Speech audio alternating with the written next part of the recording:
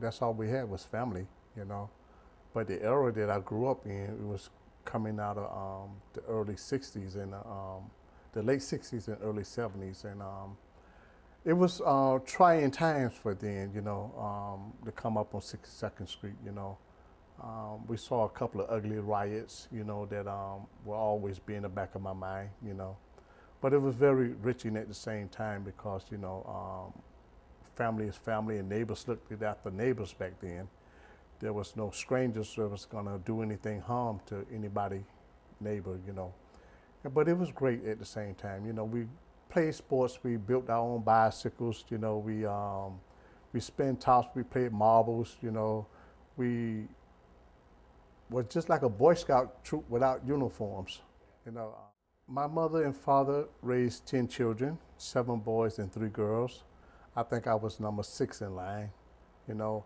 Like I said, you know, and until I got a little older, I didn't know how poor we was. I didn't realize that we was financially poor, but because of the love that the family had, we was very rich in love, you know. We ate together, you know, we prayed together. And every time relatives came in from out of town, everybody had to give up their side of the bed, you know. And sometimes we had to sleep on the floor because family was family.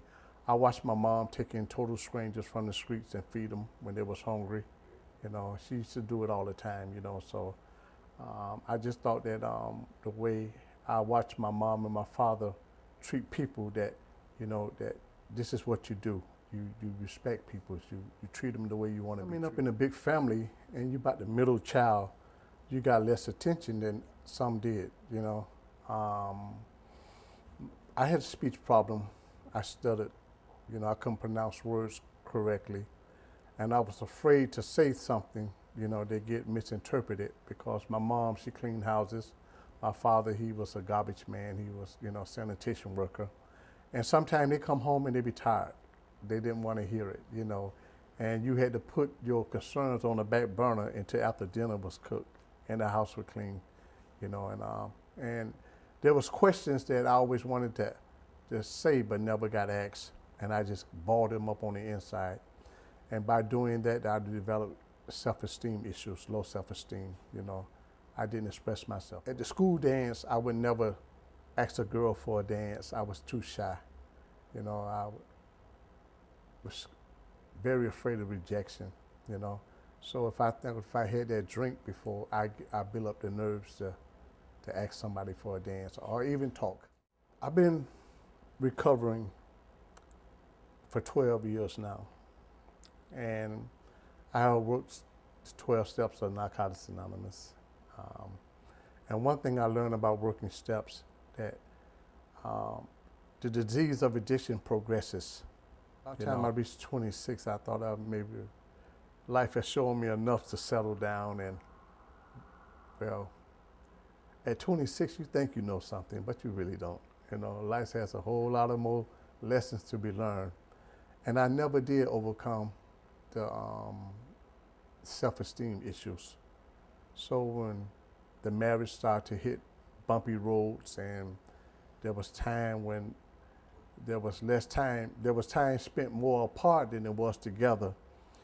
And, you know, I found solitude again with the drugs and alcohol. And one day my wife, she just got tired of it. And when she finally decided to take the baby and leave, you know, I came home to an empty apartment. And what a surprise when you put your key in the door, you look around and she's gone, the furniture gone, and what is there left to do?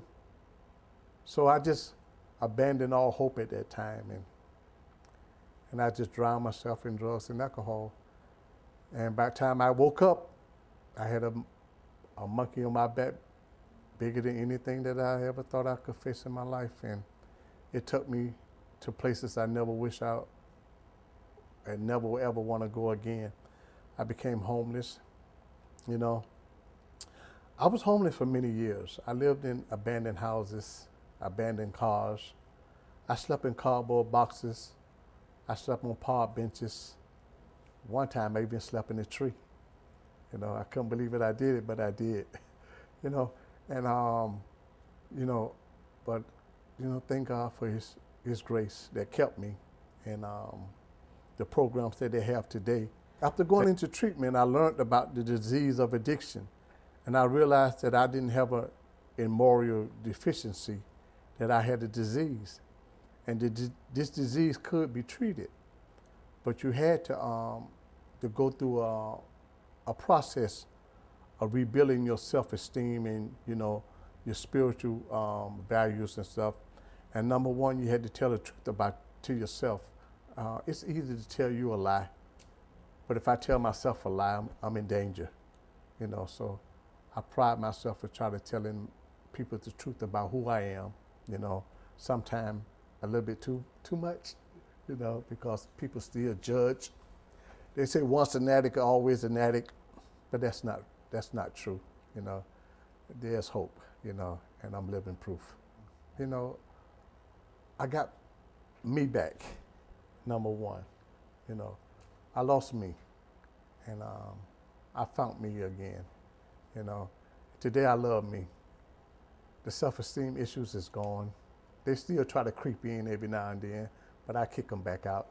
Let them know there has no more room here. I've been fully employed for 10 years with Miami-Dade County, and that's also speak much volumes about, who I am today. People depend upon me to come to work, and I come to work, and I give them an honest day work. I'm a very hard worker. I get along with people's good, very good. My mother, she's healthy, she's strong, and she called me every day just to see how I'm doing. And if she don't call me, I call her 3 days later. And through CAR4, the Paris Foundation came in, and I met this wonderful guy named Seth, who gives great hugs. If you ever want a hug, just ask Seth. I think he hugged better than God. He's a great man. And I also met his wonderful wife, Stephanie. Through CAR4 and using the tools that I have learned, and I have actually used those same talking tips to open up communications with my daughter. She's actually calling me now on the telephone. She usually sends text messages, and that's the way she likes to communicate.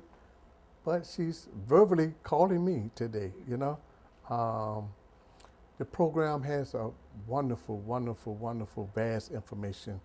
Your emotional jug, you could find yourself leaking and don't know you're leaking with the bad emotions and stuff come from. Learn to recognize that when I'm leaking bad, when my emotions is not, then I can put myself in check.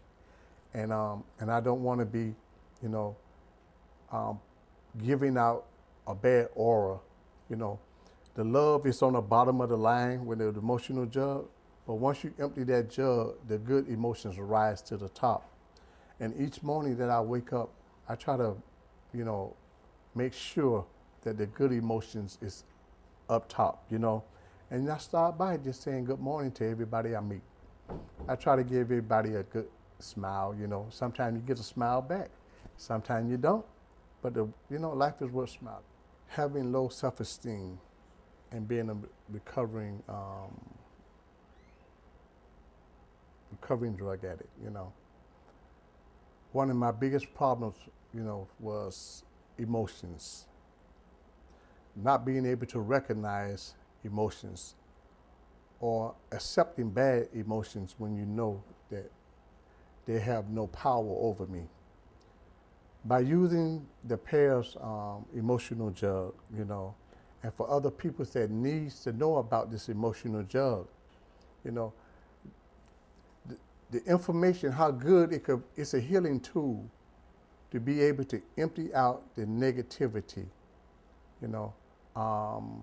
There's a lot of people that's walking around every day and they're angry, and they don't know why they're angry, but they're angry. Sometimes it's, they're angry for no reason at all, But with the emotional jug experiences, when you can identify the problem, then you have a starting point. Without identification, there's no starting point. And it's very important to have a starting point Therefore, when I learned to identify the problem, I could start on the process on how to resolve that problem.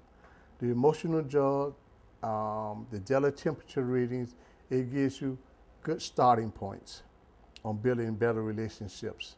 You know, you could take these tools and you could actually establish, you know, good talking tips with people. You know, you can actually feel good that you have more to give to others. And the more you give to others, the more comes back to you. It's a universal law, you know, something that my parents taught me since a kid, you know. You know, treat your neighbors good, you know, smile, say thank you, no thank you. Yes, ma'am, no, sir. You know, these are the things that when you give them out, they comes back. And it comes back when you need it the most. If parents and the information that I have gotten for parents were able to go into these places like uh, drug treatment centers and be able to counsel their staffs and to counsel the people who's counseling the counselors and give them the tools that I have found in pairs, you know, maybe the money that's being set aside could be reallocated back into the programs because there are thousands of peoples that just need good information. Pairs is a foundation that brings in good, loving information that strengthens the family, builds bonds within the family, and most of all, it gives you a bond within yourself. Just imagine pairs going into every treatment center or rehabilitated center in the United States. Imagine the benefits that the people who's there who has low self-esteem, such as I had one time in my life, that have overcame these issues. Imagine the tools that parents could give them, you know, being able to open up the doors, you know, with the daily temperature reading, the emotional jug, the talking tips, you know, recognizing the adolescent stage, you know, recognizing, you know, when you are, you know, just ain't doing it and you need to have that guiding line, you know, this is what parents does, you know, it gives you great starting points and it's just a wonderful tool.